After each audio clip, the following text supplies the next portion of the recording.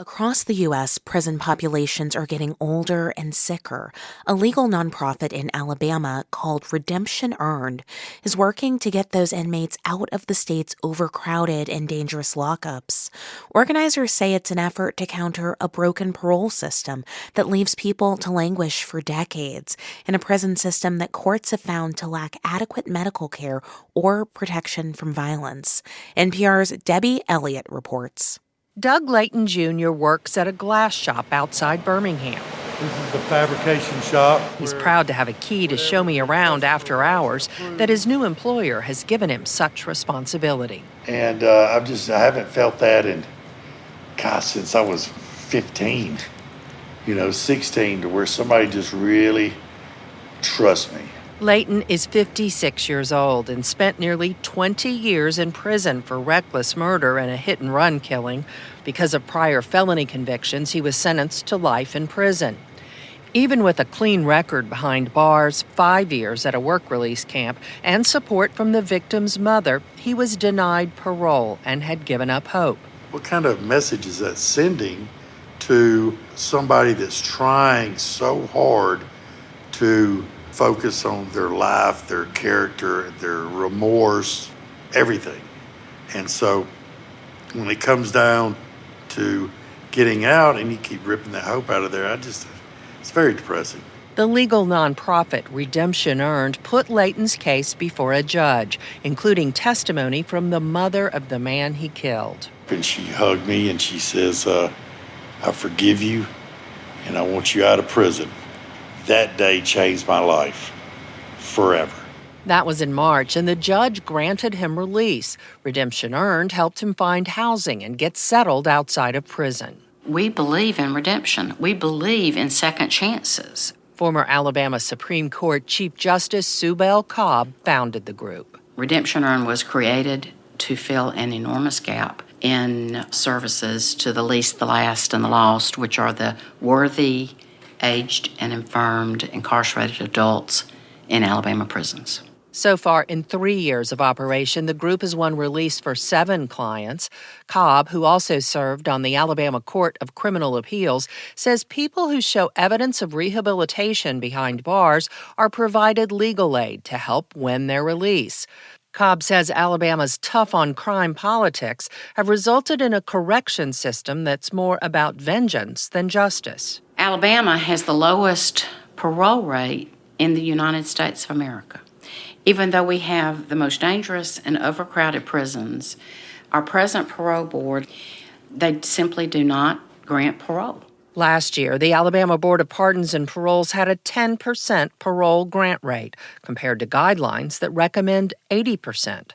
Redemption Earned is currently trying to help 71-year-old grandmother, Leola Harris, who was denied parole in January. All right, here we are.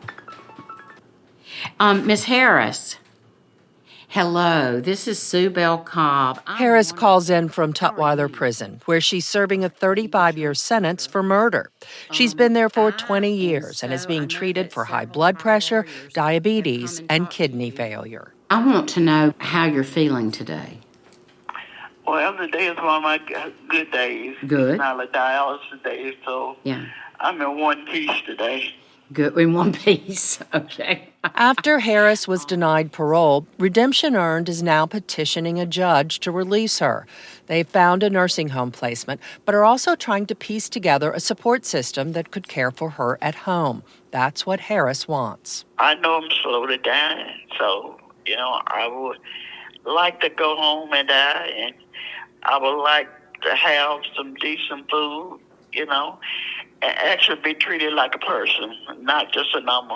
Harris says it's absurd to think she's a threat to public safety. I'm 71 years old in a wheelchair.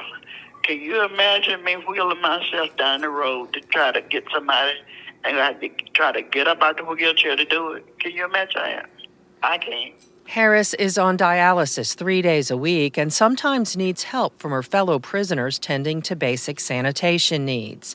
She says the experience is like being dead but not buried. But victims' rights advocates in Alabama are skeptical of Redemption Earned's efforts on behalf of Harris and other offenders. Just because they're elderly does not mean that they should be released. Jeanette Grantham is with Vocal, Victims of Crime and Leniency. The group sends representatives to parole hearings to oppose parole for violent offenders, no matter how old they are. Grantham says her compassion lies with victims, not prisoners. The way I look at it, they chose to go to prison. And the prisons is a bad place, I can tell you. You got to think of all the murders and the rapists and the robbers. All of them are in one place, pinned up. Of course it's violent. Don't go there. Everybody has a choice. And when you choose to go to prison, you got to live with the consequences. That's a political sentiment that's prominent in Alabama, says Cam Ward, director of the Bureau of Pardons and Paroles, which supervises people on parole. There is a tough-on-crime environment. We're a very red state, and that's where we are, and that's okay, and that's how it goes. Ward, a former state senator, chairs a criminal justice policy board of the National Council of State Governments. He says it's a passionate issue where emotions tend to drive policy. Data is saying one thing, public perception is another. Alabama's parole rate dropped dramatically after 2018 when a parolee murdered 3 people 8 months after his release. The chairwoman of the independent board that makes parole decisions declined NPR's request for an interview. Ward says it would make more sense to parole people under the watch of his agency than to let them get out of prison at the end of their sentence with no supervision. Alabama Representative Chris England, a member of the state's Prison Oversight Committee, agrees. We've basically become an old folks' home where we're basically caring for people who are no longer a threat to society, which means that they cost more. We spend more resources on incarcerating than we do on rehabilitation. And ultimately, it becomes unsustainable. As evidence, he points to the state's new prison health care contract. Its cost, $1 billion. Debbie Elliot, NPR News, Montgomery.